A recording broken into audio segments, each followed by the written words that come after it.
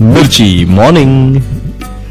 જે દિવસે lockdown announce થયું એ દિવસથી ઘણા લોકોએ સોશિયલ મીડિયામાં લખ્યું, ઘણા લોકોના મોઢે આ વાત સાંભળી કે ક્યાં ગયા પેલા જ્યોતિષી, ક્યાં ગયા એસ્ટ્રોલોજર્સ? છે કોઈ જે છાતી ઠોકીને કહી શકે કે એમણે કોરોનાની ભવિષ્યવાણી કરી હતી?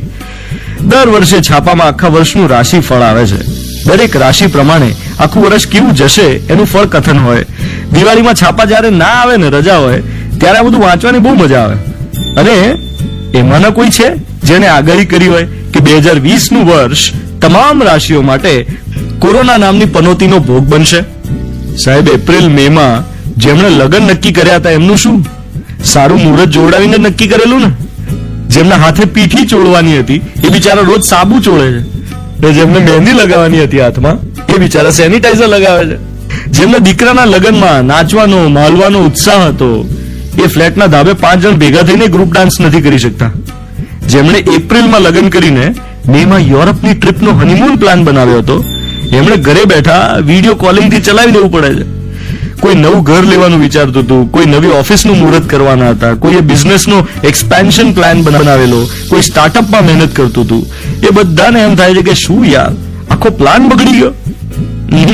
હું કહું છું બગડ્યો નથી, સુધરી ગયો.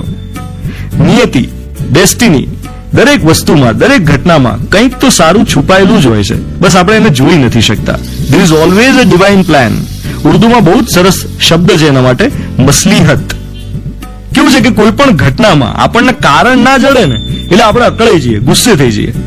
માણસનો સ્વભાવ છે જે વસ્તુમાં એને સમજણ ના પડે એની કાં તો હાંસી ઉડાવવી કે ગુસ્સો કરવો.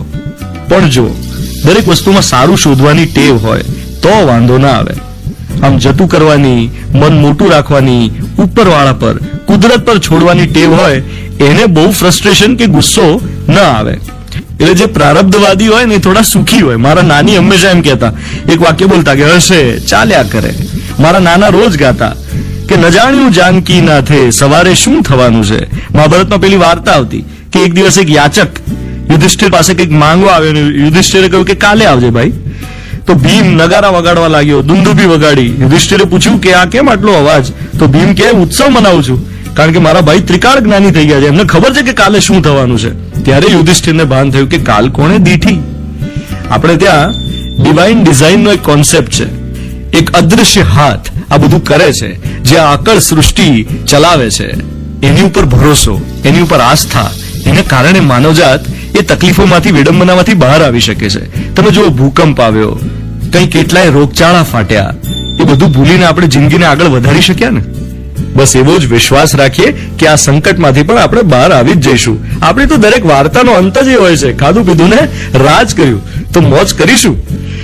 ચોક્કસ. સાંભળી રહ્યા છો મિર્ચી, હું છું ધ્વનિત તમારી સાથે. Good morning my dear.